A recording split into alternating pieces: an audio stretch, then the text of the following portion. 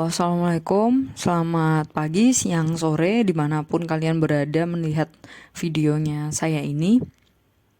Saya akan menyampaikan satu materi terakhir dari kelas 11, yaitu peluang. Ya, ini sebenarnya materinya cukup kompleks ya, materi peluang ini. Maka pastikan kalian lihat video ini dengan seksama ya. Kalau misalkan ada yang mau ditanyakan, bisa chat saya langsung ya. Oke, kita mulai. Peluang, di dalam peluang itu sebenarnya ada dibagi 3 subbab penting ya, yaitu pertama adalah kaidah pencacahan, terus yang kedua adalah percobaan, RS itu ruang sampel, dan frekuensi relatif, terus yang terakhir adalah kejadian majemuk. Nah, di sini yang akan saya lebih bahas secara mendalam adalah kaidah pencacahan, lalu kaidah kejadian majemuk. Kalau misalkan nanti bisa ada waktunya, kita akan membahas mengenai FR, frekuensi relatif gitu ya. Oke, lanjut. Gini deh, simpelnya kita anggap aja si kaidah pencacahan itu sebagai orang tua ya, dan anak-anaknya adalah segini banyak, ada 5 sebenarnya, yaitu teknik membilang atau apa namanya, ya itulah teknik membilang, saya lupa ininya istilahnya ya. Terus notasi faktorial, ini yang paling asik nih. Terus abis itu ada kombinasi, ada permutasi. Lalu yang terakhir adalah aplikasi permutasi kombinasi. Oke. Nah, untuk di video kali ini saya akan membahas tentang teknik membilangnya aja ya. Oke, nice. Ini mbak-mbak ini kita anggap dia sebagai kakak pertamanya, yaitu teknik pembilang gitu loh ya.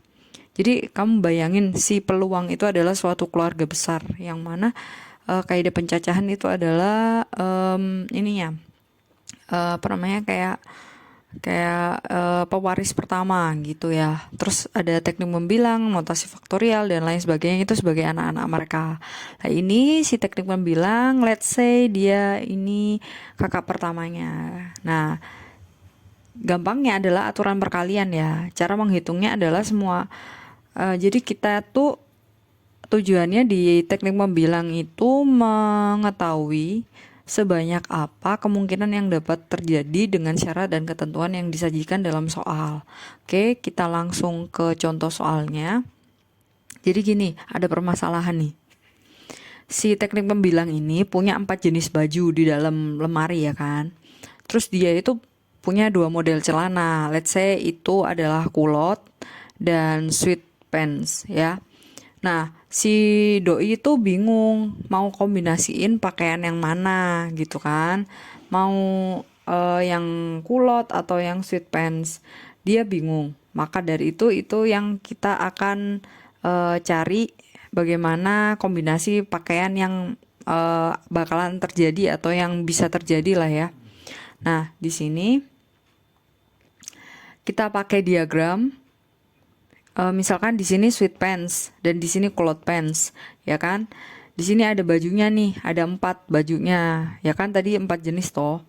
Nah, kita pasangin nih satu gitu, ya. Baik cloth maupun sweatnya. Jadi kalau misalkan disederhanain, buat cara menghitungnya itu tinggal kalian kaliin aja yang jenis pakaian, yang jenis bajunya sama yang jenis celananya. Jadi kan ada 2 celana, yaitu 2. Bajunya kan ada 4 gitu kan. Nah, ini kalau dikaliin jadi 8 kombinasi pakaian yang bakalan terjadi. Seperti itu. Itu simpelnya. Mari kita masuk ke contoh soal yang lebih kompleks lagi ya. Nah, ini saya ambil dari sumbernya buku Erlangga kelas 11 tentang matematika peluang ya. Dari angka-angka 0, 1, 2, 3, 4, 5, dan 7 akan dibentuk bilangan ribuan dan tidak boleh ada angka yang sama. Kamu disuruh cari banyak bilangan yang dapat terjadi. Oke, yang kayak tadi ya. Ini versi lebih kompleksnya aja karena di sini ada 7 bilangan, ya kan? Dan kita akan membentuknya menjadi ribuan. Bilangan yang ribuan, tapi kita nggak tahu bilangan ribuan itu berapa aja ya kan. Terus yang B, banyak bilangan ganjil yang dapat terjadi. Ingat di sini ada keywordnya yaitu bilangan ganjil. Oke, kita masuk ke A ya.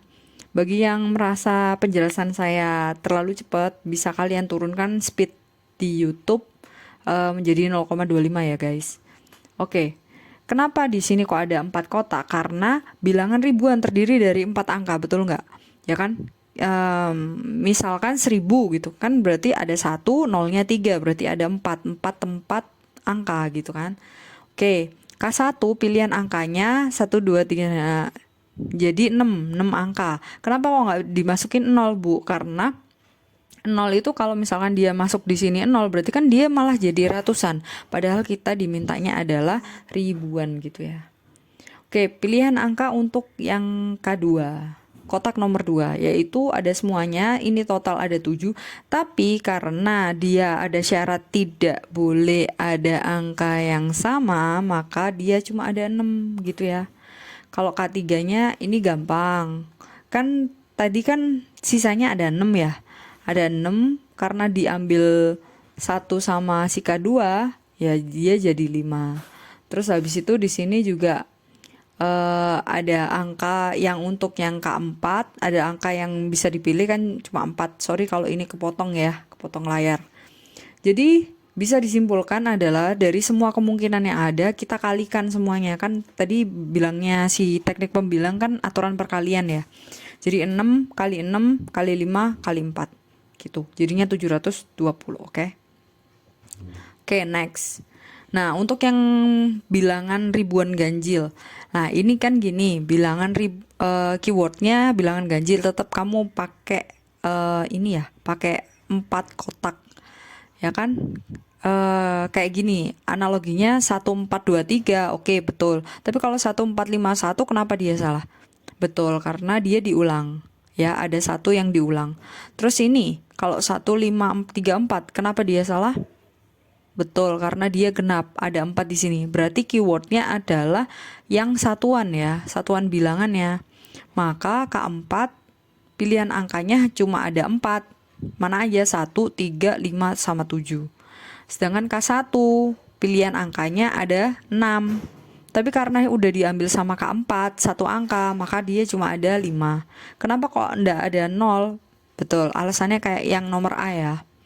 Terus K2 ini juga gitu, berkurang 1. Tapi kok di sini ada 0, Bu? Misalkan saya punya 1053 misalkan. Apakah itu juga ganjil? Betul, itu adalah angka ganjil ya.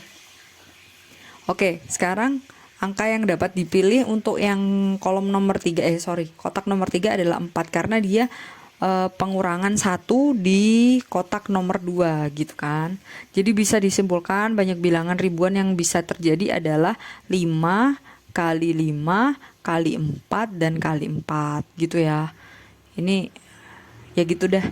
Pokoknya jadinya kalau kamu kalikan jadinya 400 bilangan. Oke, sampai segitu. Mungkin kalau ada yang mau ditanyakan silakan langsung chat saya aja ya, Japri.